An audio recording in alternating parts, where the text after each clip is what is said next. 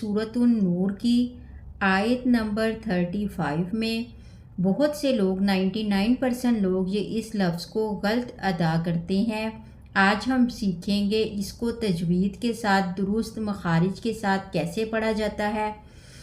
کاف زبر کا، حمزہ زبر نون، ان کا ان، نون زبر نا، کا ان، ہا زبر الف ہا، کا ان ہا۔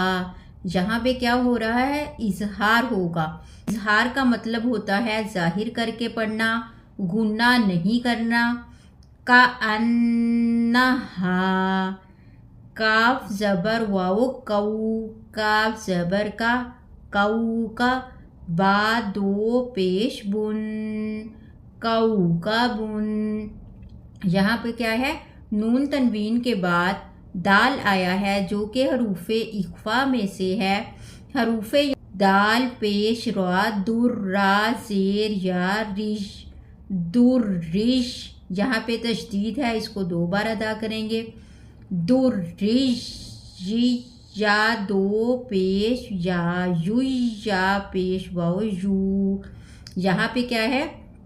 نون تنوین کے بعد حروف یرملون میں سے یا آیا ہے تو یہاں پر ادغام ہوگا۔ ادغام کا مطلب ہوتا ہے ملانا۔ یو، یا پیش واو یو، قاف زبر کا، یو کا، دال پیش دو، یو قادو۔ There you قادو۔